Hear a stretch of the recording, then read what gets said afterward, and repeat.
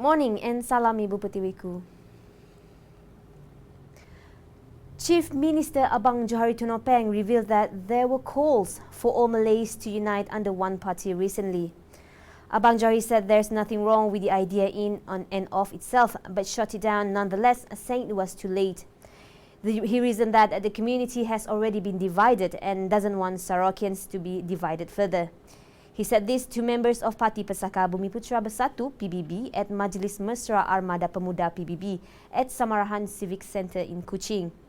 He expressed his desire for everyone to move forward in the same direction because there are those who come to divide Sarawakians and take the state from them. He was alluding to sentiments played by Pakatan Harapan to sway Sarawakian support away from the state government. Abang Johari called the PBB youth to not forget the contributions of leaders of yesteryears as they themselves prepare to take over the leadership in the future.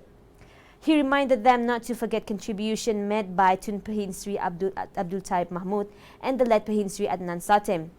Abang Johari said while there will always be obstacles, he hoped that future youth leaders could step up and continue to underline the relevance of a PBB as a party. Deputy Chief Minister Tan Sri Dr. James Jemut Masing said the Ministry of Finance MOF has got it wrong when it said the Sarawak government owed the federal government 2.375 billion ringgit. He explained this is because the amount is what the federal government owes the state by way of the constitutional obligation to Sarawak. Masing said he believed that the Sarawak government had paid the installments as and when they were due and does not owe the federal government any debt.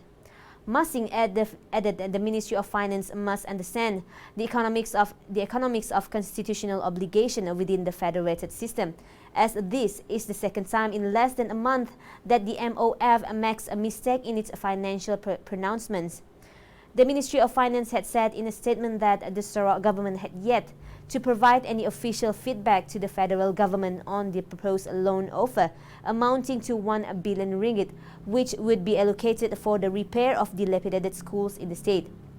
The statement yesterday said the federal government's stand on the method of repairs for dilapidated schools in Sarawak had been explained to the Sarawak government during a meeting at the ministry on March 11.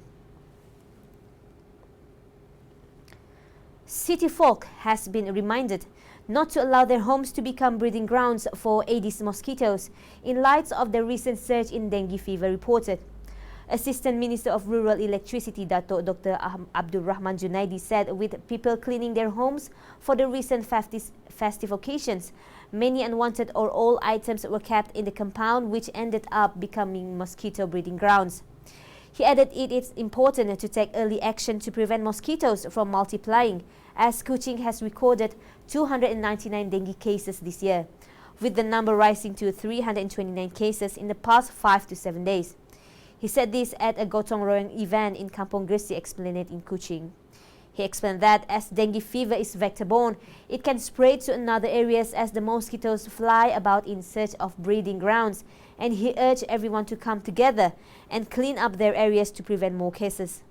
The Pantai Damai Assemblyman called on households in the city to keep their homes and compound clean and to ensure there are no containers holding stagnant water lying about. Well, that is all for me. I'm Yumi Esrani from TV Sarawak. Anytime, anywhere.